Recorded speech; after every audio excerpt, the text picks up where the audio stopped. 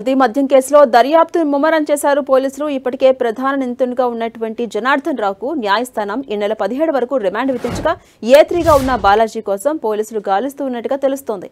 ఇటు జనార్దన్ రావు రిమాండ్ రిపోర్టులో విస్తుపోయే విషయాలు వెలుగులోకి వచ్చాయి. జనార్దన్ రావు లిక్కర్ తయారీ తరలింపు పక్కా స్కెచ్తో 2 ఏళ్లుగా సాగిస్తున్నట్టుగా తెలుస్తోంది. ఇప్పటికే కీలక విషయాలు రాబట్టిన పోలీసులు మరిన్ని ఆధారాలు రాబట్టేందుకు కస్టడీకి కోరే అవకాశం కనిపిస్తోంది.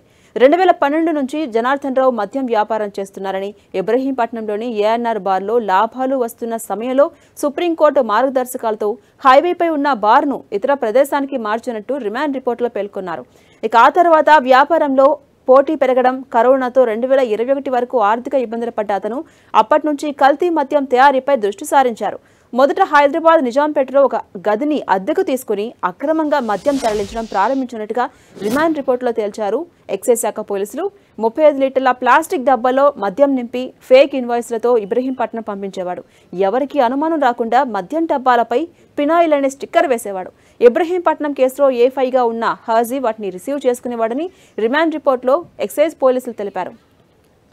ఇక అక్రమ మద్యాన్ని లీటర్ బాటిల్లో నింపి విడిగా విక్రయించడంతో కస్టమర్లకు అనుమానం కూడా రాలేదు. 2022లో E7 పేరుతో మరో 6గురితో కలిసి హైదరాబాద్లో జనార్దన్ కొత్త బార్ కూడా ప్రారంభించాడు. అక్కడి నుంచి 35 లీటర్ల డబ్బాల్లో అక్రమ మద్యం తీసుకొచ్చి ఇబ్రహీంపట్నం ఏఎన్ఆర్ బార్లో విక్రయించేవాడు. 2023లో 6గురు భాగస్వాములతో కలిసి గోవా వెళ్లిన జనార్దన్ కు అక్కడ తెలుగు వ్యక్తి ఈ కేసులో ఏ3గా ఉన్న బాలాజీతో లిక్కర్ స్టోర్లో పరిచయం ఏర్పడింది.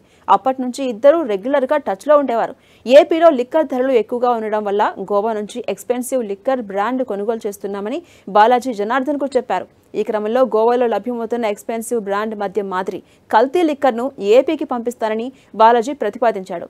డిస్టిలరీస్తో బాలాజీకి ఉన్నటువంటి పరిచయాలతో మద్యం తయారీకి అవసరమైన ముడిసరుకు సరఫరా చేశాడు. ఇక 2023 నుంచి ఇబ్రహీంపట్నం ఏఎన్ఆర్ బార్లో కల్తీ మద్యాన్ని తయారు ప్రారంభించినట్టుగా రిమాండ్లో రాసుకొచ్చారు ఎక్సైజ్ శాఖ పోలీసులు. ఇక ఈ కేసులో ఏ4గా ఉన్న రవి హైదరాబాద్ నుంచి నకిలీ లేబుల్స్, దారుబైన ప్రసాద్ బాటిల్స్ మూతలు సరఫరా చేసేవాడు. బాలాజీ బెంగళూరు, ముంబై, ఢిల్లీ నుంచి ఐషర్ వ్యాన్లో ముడిసరుకు సరఫరా చేసేవాడు. నకిలీ మద్యం మిశ్రమాన్ని బాలాజీ తయారు చేసి చూపించగా ఆ తర్వాత జనార్దన్ సోదరుడు జగన్మోహన్ రావు దాన్ని కొనసాగించాడు. ఇక Manjira whisky, Kerala malt, old admiral, classic blue వంటి బ్రాండ్ల పేరుతో నకిలీ మద్యం తయారు చేశారు. మొదట కల్తీ మద్యం బాటిల్ ఏఎన్ఆర్ బార్లోనే విక్రయించేవారు. ఒక్కో క్వార్టర్ బాటిల్పై 35 నుంచి 40 రూపాయల వరకు లాభాన్ని ఆర్జించేవారు. 2024 ఎన్నికల సమయంలో నిఘా పెరగడంతో బాలాజీ స్పిరిట్ సరఫరా చేయకపోవడం, కొత్తగా మద్యం దుకాణాలు తెరవడంతో కల్తీ మద్యం కార్యకలాపాలు తాత్కాలికంగా నిలిపివేశాడు జనార్దన్ రావు. తంబలపల్లి టీడీపీ అభ్యర్థిగా పోటీ చేసిన జయచంద్రారెడ్డికి జనార్దన్ రావు స్నేహితుడు. జయచంద్రారెడ్డి అతని అనుచరుడు సురేంద్ర నాయుడు, పిఏ రాజేష్ వైన్ షాపులు దక్కించుకున్నారు. 2025 మే నెలలో ములకల చెరువులో కల్తీ మద్యం వ్యాపారాన్ని జనార్దన్ రావు ప్రారంభించారు. అదే సమయంలో ఇబ్రహీంపట్నంలో కూడా నకిలీ మద్యం తయారీని ప్రారంభించాడు. జయచంద్రారెడ్డి దక్షిణాఫ్రికాలో ఉన్నారని తెలిసి గత నెల 25న జనార్దన్ రావు అక్కడికి వెళ్లుకున్నాడు. ఆఫ్రికాలోని రువాండాలో జనార్దన్ ఉన్న సమయంలో ములకల చెరువులో కల్తీ మద్యం తయారీ కేంద్రంపై దాడులు జరిగాయి. ములకల చెరువు, ఇబ్రహీంపట్నంలో కల్తీ మద్యం సూత్రధారి జనార్దన్ అని రిమాండ్ రిపోర్టులో ఎక్సైజ్ శాఖ అధికారులు పేర్కొన్నారు.